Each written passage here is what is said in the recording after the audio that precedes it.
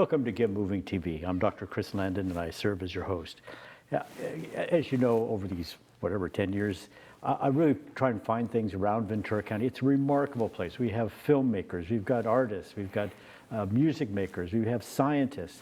And so when I run across somebody who has a personality and some skills, at my house we had a wonderful party for three school teachers, local school teachers, who are each turning 50, look 20, especially when these guys played. So I want to introduce you to Pat Simpson. Patrick, you're in a band that day. What's the name of the band that you played? Midlife Crisis. Midlife Crisis. So, that's a lot of us. We pick up the guitar and do our YouTube lessons. And so you were kind enough to come out to my house, and I still owe you a check there, to give me a lesson and fill in all those things that you can watch all the YouTube videos in the world, but you came from somewhere. What's your career been? You've been a guitar player your whole life professionally, or have you done other things? Kind of. I started playing when I was about in 8th grade, right around the time the Beatles were on Ed Sullivan. I saw that and said, I want to do that. I ended up working for the Navy for 39 years doing electronics, traveled all over the world working on airborne electronic attack, and I retired. Now I play guitar. So in those 39 years, did you have a guitar in your... I did, yeah. I played the whole time, but obviously not as much as I do now. I used to work, had a music therapy class in prison, and Wolf had a broom handle that he had shaved in, and he had never played a guitar. He'd been in prison, and he would just practice his scales, and finally got him a guitar. So, wow. Yeah, it was interesting times. So, besides, of course, the girls and throwing TVs out the window and seeing which chair will stick into the wall as you throw it in the hotel, what brings you to music? What pleasure do you get from music? I've been attracted to music ever since I was a small boy. My parents would listen to the radio, and I would pay attention to the songs, more so probably than a lot of kids my age.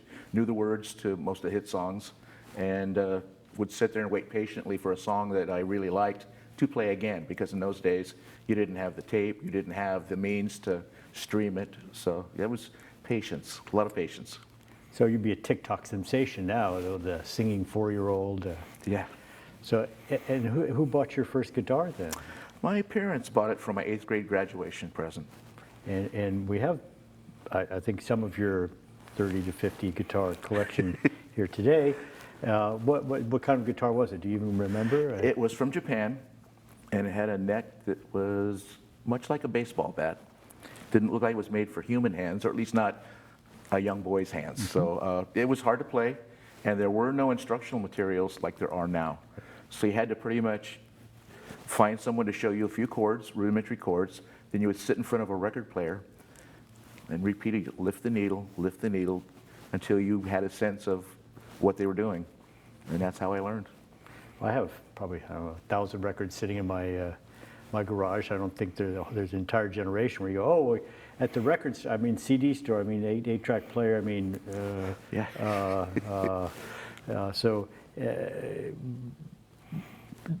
What was that record that you played over and over again? Well, one that I played a lot was Stairway to Heaven. I was being tasked with learning it for a band, and I wanted to do it correctly, and I worked on that for weeks. My wife and my young son would go to bed, and I would have my Sansui headphones on. I'd lean forward, and then just do it over and over until I felt like I could do it, copy the record, and that's how I learned it. Yeah, no YouTube video to... There was no YouTube, no. Yeah. Well, plus they tuned down half a step, or Keith Richards was. Keith Richards had a special tuning that made it impossible to figure out in standard tuning what the heck he was doing. That's an open G tuning, and what he does also that makes it even trickier is he takes off the 6th string because he doesn't use it. But yeah, that's the secret to Keith Richards, is the open G. And he uses a couple others, but open G is pretty much where he lives. Yes, I'd try and play it, but I never figured that part out. So it makes it easier. Gave me no satisfaction, I got to tell you. Once you do the open G, though, it's much easier. Yes. It just opens it up for you. Yes, but you see what the heck he's thinking and doing. Yeah, there's a certain synergy between the strings that you get with that tuning that you don't get otherwise. Gives it a kind of grind.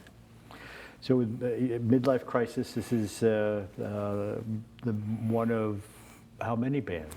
Now I'm playing with 3 bands. I was in 5 before the COVID hit. But yeah, I play with Johnny and the Love Handles around town at all the wineries. And I've been playing in a group called the Splinters since the late 80s. We get together every Tuesday and do whatever comes, country, old rock and roll, whatever we want to do.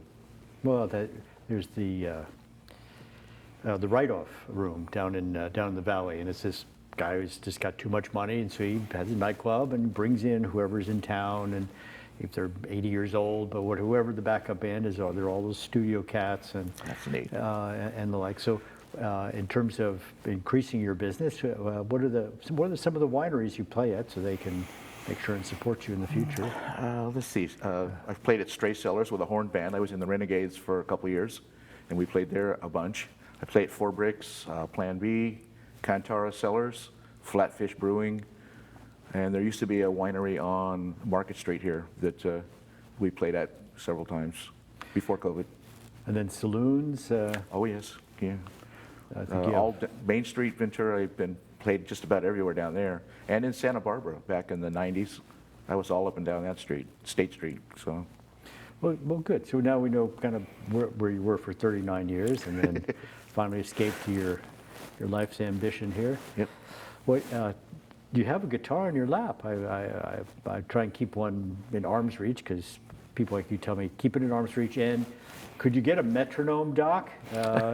Okay, so one of these days. I've been telling a lot of people that lately, and I listen, didn't yeah. have one when I was younger, but Yeah. I'm finding that that's probably the best advice I could give someone. Yeah, it's right on my phone. It's there. So, but eventually I'll try and remember. I spent a lot of time playing by myself when I was younger, Mm-hmm. and that's when you get with other people, there's a certain time constant that you have to adhere to, Mm-hmm. and it's good to get that instilled in you earlier than later. So when you play bass, who do you listen to for that time constant? Or is there a part of the drum that you listen Yeah, to? oh yeah. The bass player should probably listen to the kick drum. Okay. That's where you should live.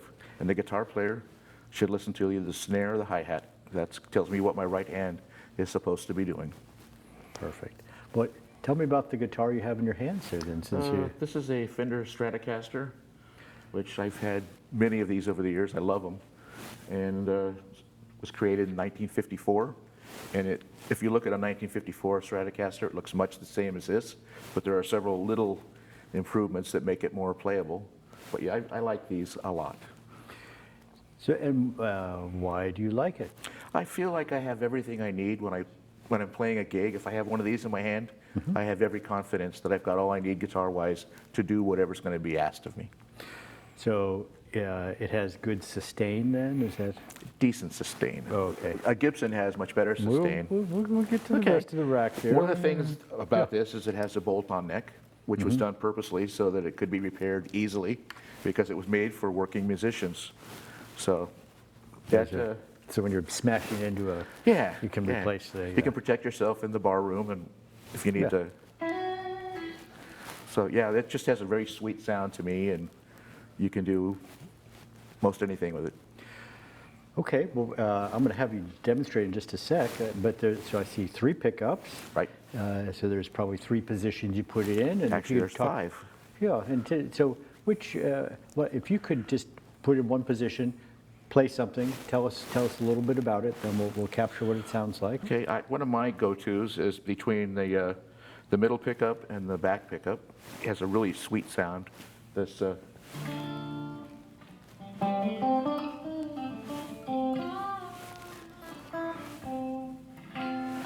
You can make it sound mean if you want to, but yeah, it's just got a sweetness about it. Show me mean.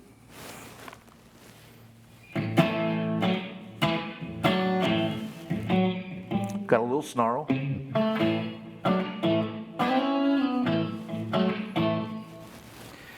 Now, in terms of the harmonics, the pickup that's closest to the neck, what kind of sound does that give you?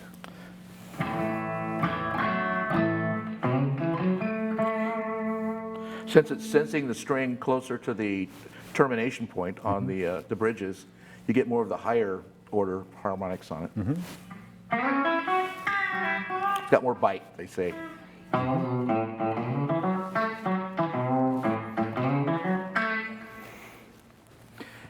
Now you seem to, I think this is a big room, but I'm hearing some echo in there somewhere.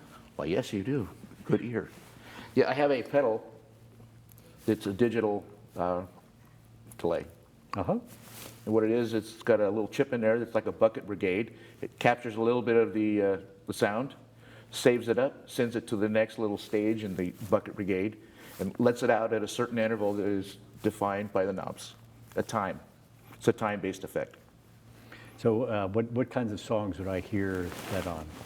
Oh, all through the 60s, you'd hear it on like surf music. Reverb too, but yeah, delay. Country too, a lot of country would use that.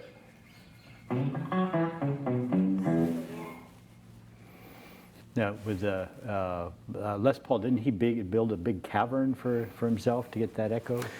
He did, but he also was experimenting with tape machines with multiple heads, and he's the one that pretty much pioneered that, which is in use all the time now. And that's the same idea. What you have is a chip that takes a little bit of the sound, and at a given interval, hands it off to another one, and what you have is what they call a bucket brigade.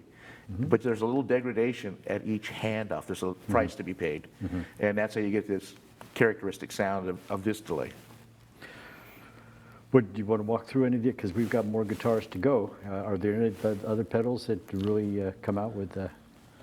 Yeah, I'm very partial to tremolo because of the time period I grew up listening to music. So.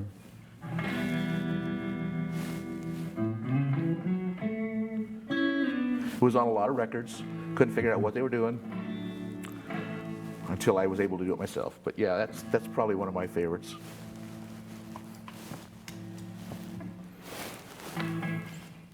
Okay. Do you want to switch guitars, or do you want to talk about, are there other pedals that you tend to use on stage? Yeah, here's one that I'm kind of partial to lately. Stand up and do this.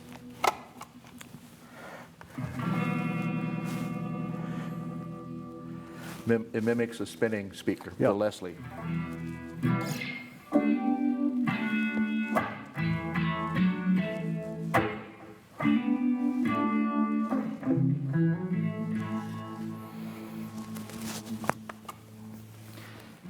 Okay, and I see a wah pedal there. Is that Yes, you too? do. Have to stand up for that one. Okay.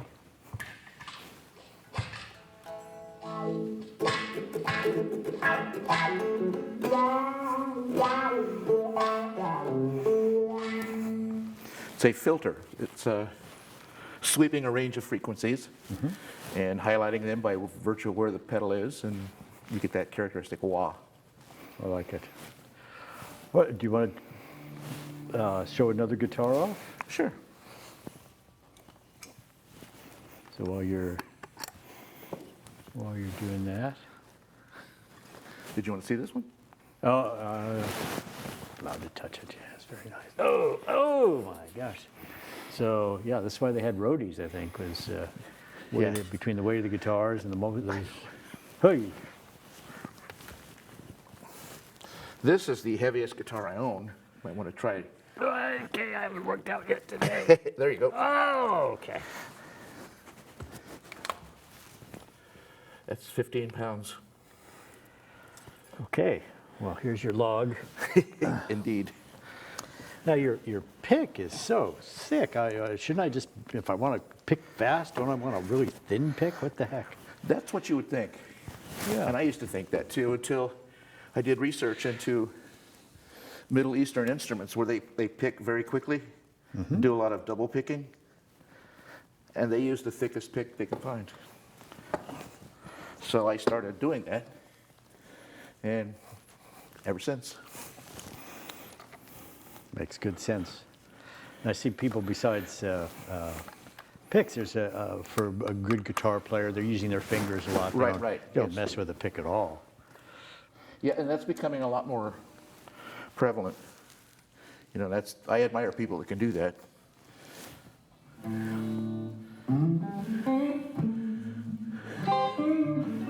A lot thicker, heavier sound. A lot more harmonic content. So in terms of a Les Paul there, where would you see that used more? More in jazz, more in... Nowadays, you see it a lot in country because Gibson's in Nashville, and they're putting these guitars in the hands of those people. So yeah, it's very prevalent there now. But yeah, these are solid guitars. Well, good sustain, and now instead of having 3 pickups, it just has the Right. the 2. I don't see a whammy bar. Nope. Typically, no. This is a really traditional guitar company, Gibson, and they were making guitars for 100 years plus before they began doing solid body electrics, and that was a bit of a stretch for them because they didn't really like it. They made fun of Fender. What's he They thinking? called it A log. a log, yeah. And as you can see, this one has a glued-in neck, which gives it a different sound quality. And they use some tone woods like mahogany with a maple cap, and that gives them a balance. So do different woods have different? Yes, they do. Yes. And they've been making Les Pauls since 1952. That was the first one. And that was because Les Paul was very popular in the day. So they did an endorsement with him and made a guitar to his specs.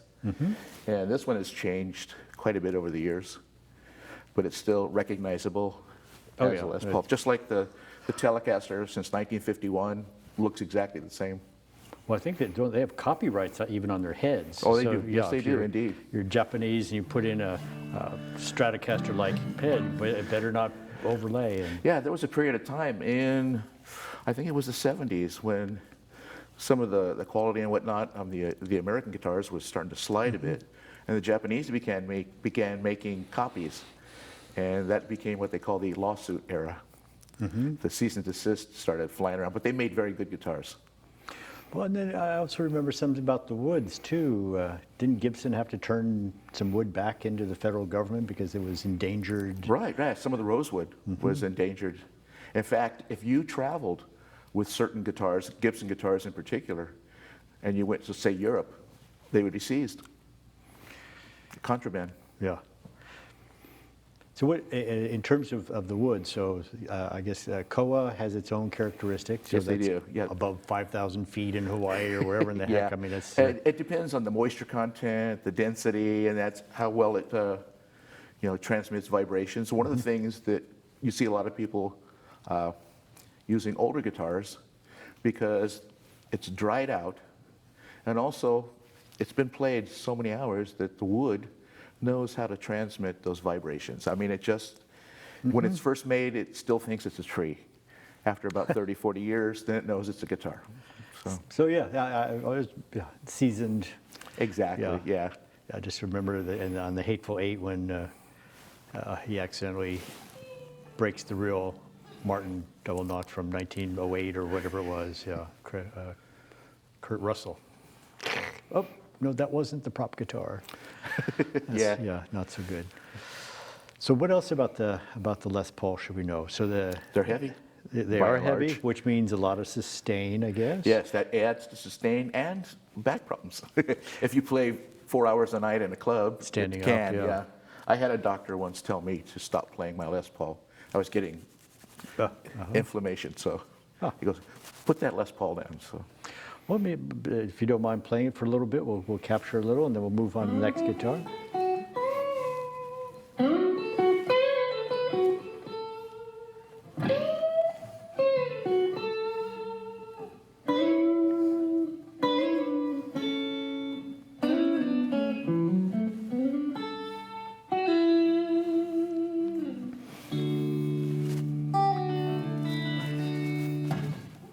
Now, That was the neck pickup, by the way, too. yes.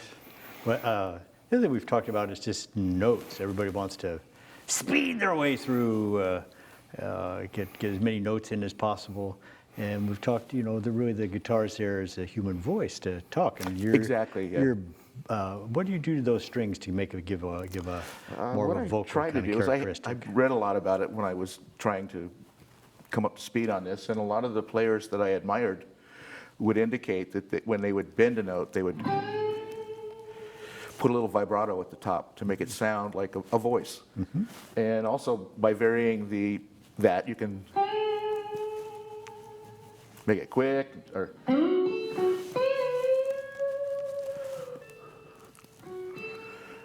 I used to go in a guitar store years ago, and there was an instructor. Whenever I would try out a guitar, he'd come running down because he could recognize my vibrato. So that was kind of a compliment.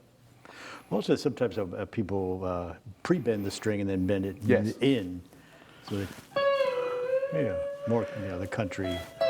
Yeah, that's definitely a country technique, the pre-bend, because you're doing a lot of oblique bends in country too, where you're bending against a set pitch, like.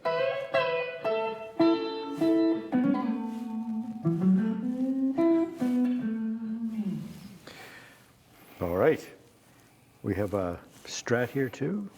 That was the Strat first, Strat, and then, but I have a Telecaster Tele. too. Good. Sorry. No problem.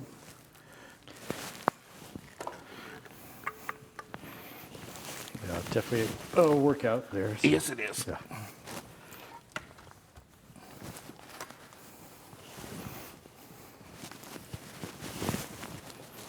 So so the Strat's your go-to and the Tele's your. They're becoming my go-to. I use them a lot more now. Because they are. What characteristics of it? Well, they keep you honest because there's nothing there but you and the guitar. Everything that comes out of it is coming out of you. So yeah, a lot of really good guitar players. Once they get to a Tele, they say that's. Like I said, I'm using it a lot more too now, trying to see if I'm up to the challenge. But one of the things I like about these is they're simple.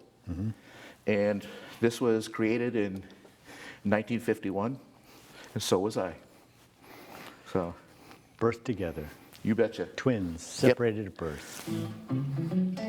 I play with a bunch of guys that like these too, and they kind of got me aimed that way. But now I love them. I've got several of these too. Yeah, I see you got the vanilla ones here today. So Yes. Yeah. But, what else will they do to the body to make it a little different? Then I've seen. So if Well, I they go use to different NAMM, woods, yeah. but this one is really solid, as you saw earlier when you Yes. lifted it. Yes. Yeah. It's solid ash. This one, and very heavy. And one of the things they do too is with the maple neck, that gives you a slightly different sound, a little snap that's not there with the rosewood. Depends on if you like it too. No, I've seen them. People, I'll make it look like it's been on tour, and they'll take sandpaper yes. to them, or put on piece decals, and it doesn't really do much for the tone. But I get all upset when I get my first big ding on a nice guitar. yes, it does. It's a little traumatic. That's the day. That's the neck pickup. This is from the custom shop too. It's a 4-position switch. So when I'm in this position, these pickups are in series. They're normally parallel. So that gives me a little fatter. Little monstrous there. Now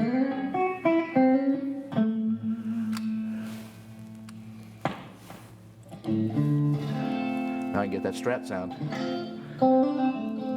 It throws them out of phase. So. Very good. All right, and then we have an acoustic sitting there in the back. Yes, we do. We have a little bit of time left, so if you don't mind. Yeah, you had mentioned that, so I made sure I brought it. Yes. All right, Ventura, while he's loading up here, we want to make sure you get down to Winchester Saloon, Kentara, 4 Bricks, and that will put in all the adverts I can. Pat's getting the thought of giving people guitar lessons into his brain. He survived giving one to me, so hopefully that didn't put him off his feet and he's still thinking about it. Yeah, and I see a lot of guitars are made in Mexico too now. Yes. Yeah, so Mexico, ones, too. Japan, and they're good. Yeah, you look at it first, you go, oh boy, that's not the one we want.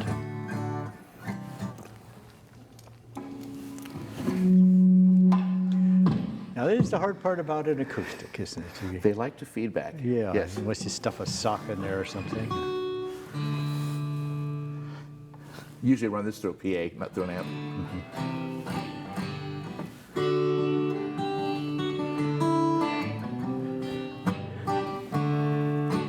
I got this for my birthday. My son bought it for me. When I was in Nashville a couple years ago, all of the country guys had the black Takamines. And I've got a Martin, and I've got a Gibson. I wanted a Takamine, so.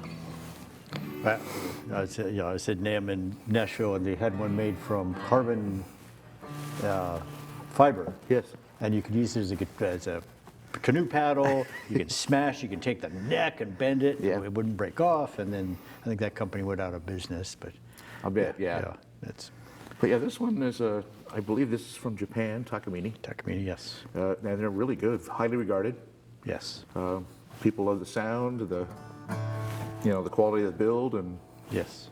all those guys I saw all up and down Broadway Street were playing these. I go, that's Yeah. good enough for me. Yes. Yeah, it's something you can, it's not a